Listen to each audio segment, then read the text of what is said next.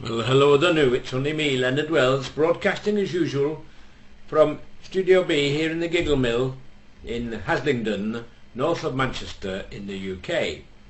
Studio B has as resident engineer none other than Adolf Apfelstrudel, that very sweet chap from Berchtesgaden in Bavaria. Adolf used to drive for the AA until he developed a drink problem when he joined Alcoholics Anonymous. So he's often referred to as AA, AA, AA from BB. During the WAR, Adolf was gruesomely wounded, therefore refuses to appear on camera in case he frightens the children. In addition, during the WAR, he learnt strict discipline and refuses to grant me more than a measly 12 digital megaburgers per broadcast, which means that I have to deny you once again my world-famously forgettable rendition of Nessun Dorma. Just occasionally Adolf will wave, and it's a big thrill for everybody when he does. And of course he waves with his hand in a glove because of the WAR wound. And I just asked him if he's in the mood, because he's been to lunch, and just occasionally he will, if he's in the right mood, he will wave to you. Adolf? Oh, but he's definitely awake.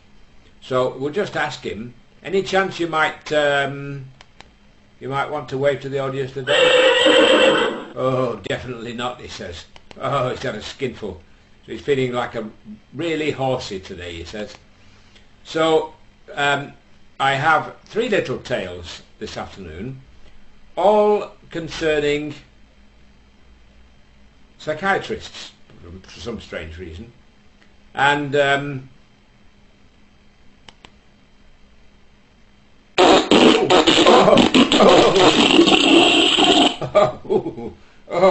be 9 o'clock. It's these oats, you know, they don't have to keep you as regular as a clock.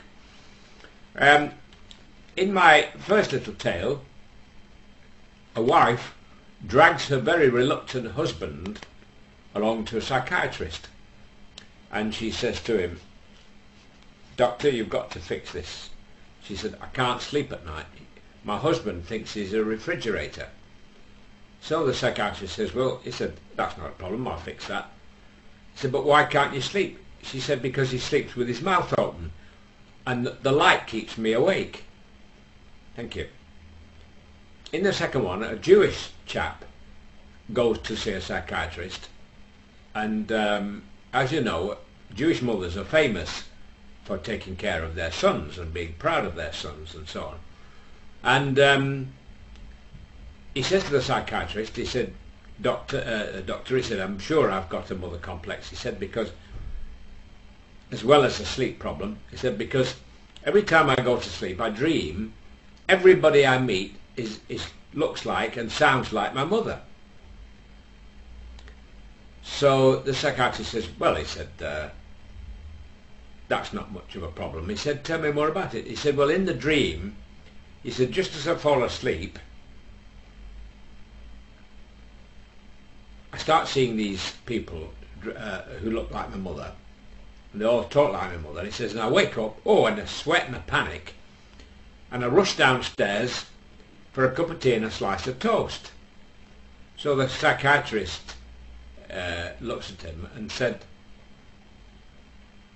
"Oh," he says, "only one piece of toast." He said, "That's not enough for a big, strapping, growing boy like you." He says, "And I hope you eat up the crusts." Thank you. In my final little ditty, a chap goes to the psychiatrist and he says, "I hope you can help me," he says, "because this problem's getting me down." He says, "One day I think I'm Mickey Mouse." He said, "But the next day I think I'm Donald Duck." So the psychiatrist looked at him and he says, "Oh," he says, "that's nothing." He said, "Not a problem at all." He said, "They're just what's called simple Disney spells." Thank you and good night, folks.